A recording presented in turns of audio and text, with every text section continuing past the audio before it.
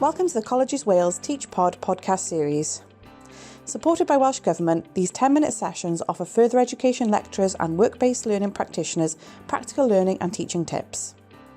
With contributions from colleges from across Wales, the series offers professional learning opportunities for staff in the FE sector to hear about examples of best practice. There are 4 key themes: resilience, digital, differentiation and A-level pedagogy. For further information, please visit colleges.wales. My name is Bryony Everett-Hackford, and our episode of the Coleg Cymru Teaching and Learning podcast is all about the amazing and versatile Jamboard software as part of the digital theme of this podcast series.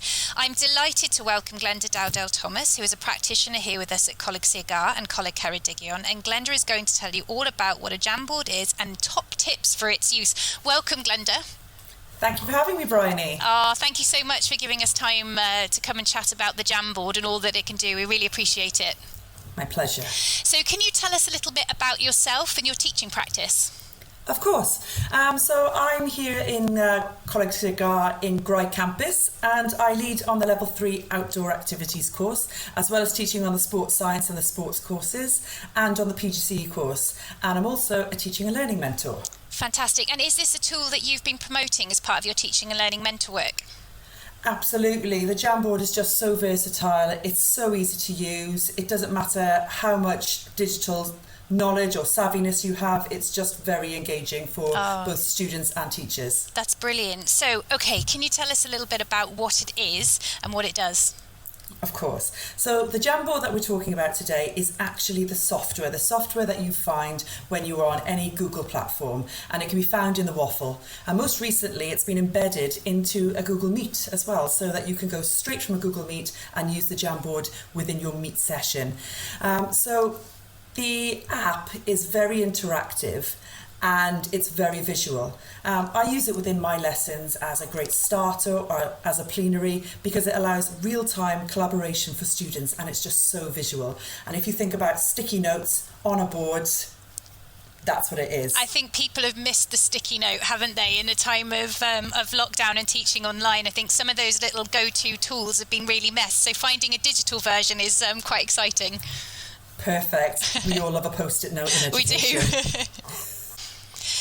So, can you give us a little overview specifically how you might use it in a lesson? Okay, so within my lessons, I tend to use Jamboards as a starter. So I might put a question out to students and they can give me instant responses. It also means that, your quietest student as well as your most, talkative student all get their voice heard. So it's a great to see where their knowledge is at and see what they remember from a previous lesson. It's also good to use in a plenary. I use it an awful lot within my lessons to see if students agree or disagree with something, and it leads you nicely into the world of evaluation. I also use it within my breakout rooms because then you can see in real time what students are doing. So they're not just having a conversation and you don't know what they're talking about. They're having a conversation, they're adding it to a Jamboard, and you can see if they're on the right lines or not. That's quite nice as well, isn't it? That opportunity to capture the learning in real time, which I think obviously when you're normally in a face-to-face environment, you're able to capture that visually, aren't you? You're able to make a judgment on and an assessment on the room and in terms of engagement and what's happening. But that is so much harder from a blended perspective, isn't it? And thinking about how can we ensure that we're able to see the engagement levels, and presumably the Jamboard allows you to do that. Yeah, for sure. You're right, Bryony. One thing that we're really missing is that the reading of body language to see if students really understand or not.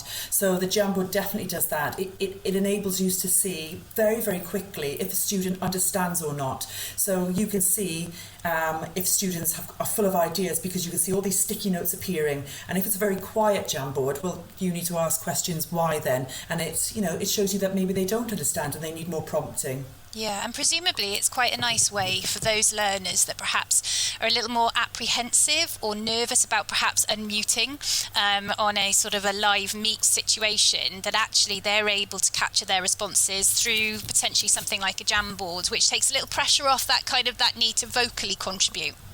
Absolutely. I mean, contribution is not just about giving a verbal answer, and we were using the Google Meet function, but I mean, the Jamboard is just, as I keep on saying, it's so visual that it's very good for you to really gauge understanding. So in a recent lesson that I had, they had to categorise a number of different things and say, from the post-it note, and you could instantly see if they understood or not. Yeah. And then some students maybe had put it somewhere in the centre and they justified why they'd put it into the centre rather than in one area or another. So it's good for prompting discussion. Yeah, absolutely, and stretching some other skills too. That's really great. So what do the learners make of it? Do they like it? Yeah, learners really love it. So within my lessons, for example, we were looking at map work and they had to identify certain features like contour lines or trig points, and students really like the opportunity to be heard, in inverted commas, to be heard. And they like to use it to question others. So it's, students really engage with it, they really like it. Even your shyest student engages. I think what must be quite nice as well is it's a tool that if lots of staff are engaging with it, it can be used in lots of different types of subject. It's not specific to a particular type of area where it works best. It's got that versatility, hasn't it? It definitely does. I mean, you can.